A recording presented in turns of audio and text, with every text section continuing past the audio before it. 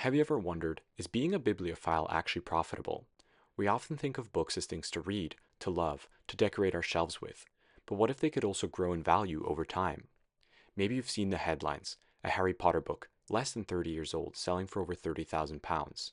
A copy that once cost 10. It's enough to make anyone wonder, should I start investing in rare books? But as with any investment, it's easy to fall for selection bias, focusing on only the spectacular wins while ignoring the rest of the story. So let's look at the data. A fascinating 2020 study did exactly that.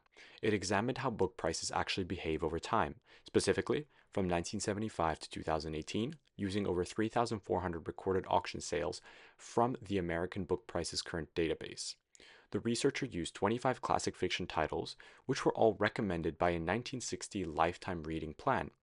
This helped to eliminate some of the selection bias of cherry picking only the best performers, giving a more realistic picture of rare books as an asset class. Take James Joyce's Ulysses, one of the most closely studied titles in the dataset. Between 1975 and 2018, there were 363 auction records covering various printings, signed copies, first editions from Shakespeare and Company, and second printings. From that data, the estimated average annual rate of price increase was around 8.8% per year. That's a substantial long-term return, comparable to many traditional investments. But the real standout? Jane Austen's Pride and Prejudice. Its estimated rate of return was even higher, around 11.5% per year. For comparison, The Pilgrim's Progress from the 17th century showed returns of roughly 10.3% annually. Now, when reviewed as a whole, the study found that rare books increased between 4.6 and 11.9% per year, depending on the title and period examined. Now, that doesn't mean prices always go up. Rare books saw steady growth until around 2007. Then came the 2008 financial crisis. From that point, prices became more volatile and even declined slightly, about 2% per year during the recession and the years following. Across the full 1975 to 2018 period, the average annual price for rare books was roughly 6% depending on the index used.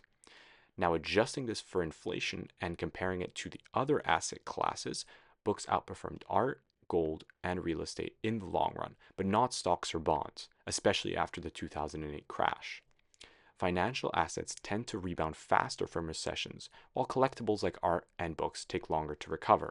Owning rare books offers what economists call consumption value, the personal joy, the aesthetic beauty, the cultural capital of possessing them. They can be seen as decoration, which has the ability to increase in value over time. So back to our opening question. Is being a bibliophile profitable? If you're choosing purely financial returns, stocks still might win by a few percentage points. But if you appreciate both the financial returns and the non-financial pleasures of ownership, then rare books may be one of the most rewarding investments you can make.